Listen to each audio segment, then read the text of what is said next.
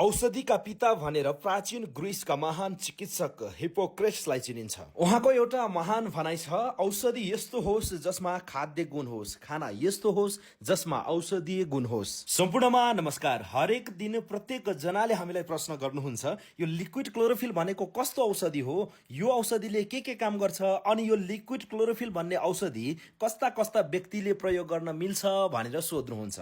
आउनुहोस् आजको यस भिडियोमा यो लिक्विड क्लोरोफिल भनेको साँच्चै नै औषधि हो त अथवा यसले कसरी काम गर्छ भन्ने विषयमा बुझौं। भिडियो अत्यन्तै महत्त्वपूर्ण छ, त्यसैले अन्तिमसम्म हेर्नुहोला र हामीलाई फलो पनि गर्नुहोला। औषधिका पिता हिपोक्रेट्सले भने झैं खाना यस्तो होस् जसमा औषधीय गुण होस्। हजुर, यो लिक्विड क्लोरोफिल भनेको पनि एक प्रकारको खानेकुरा हो जसमा भरपूर औषधिको गुण हुन्छ। यो प्रचुर ब्रान्डको ओरिजिनल लिक्विड क्लोरोफिल अल्फा भन्ने वनस्पतिलाई लामो समय अध्ययन अनुसन्धान गरेर तयार पारिएको छ। तर यो क्लोरोफिल कुनै पनि मेडिकल साइन्सको औषधि भने होइन।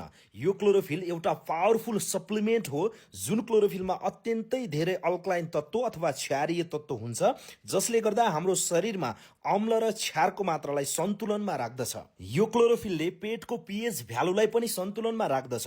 जब हाम्रो शरीरमा अम्ल र क्षारको मात्रा सन्तुलनमा हुन्छ तब हाम्रो शरीरमा एसिडिटी बढेर हुने समस्याहरू जस्तै ग्यास्ट्रिक गानोगोला, पेट पोल्ने, दुख्ने, डकार आउने, छाती र घाँटी जलन हुने, खान मन नलाग्ने, खाना नरुच्ने जस्ता समस्या समाधान गर्न मद्दत गर्दछ। यो लिक्विड क्लोरोफिल एउटा हेल्थ सप्लिमेन्ट हो अथवा आहार पूरक खाद्य पदार्थ हो जसले शरीरमा खानाबाट पूर्ति हुन नसकेका पौष्टिक तत्त्वहरू, भिटामिनहरू परिपूर्ति गर्न मद्दत गर्दछ। त्यसैगरी यो क्लोरोफिलले शरीरमा हर्मोनलाई पनि सन्तुलनमा राख्दछ। शरीरमा रगतलाई शुद्धिकरण गरी रगतको मात्रा बढाइदिन्छ, जसले गर्दा सुगर, प्रेसर, थाइराइड, मोटोपन जस्ता समस्यालाई पनि अत्यन्तै प्रभावकारी मानिन्छ। त्यसैले यो लिक्विड क्लोरोफिल कुनै पनि औषधि होइन र कुनै पनि केमिकल होइन।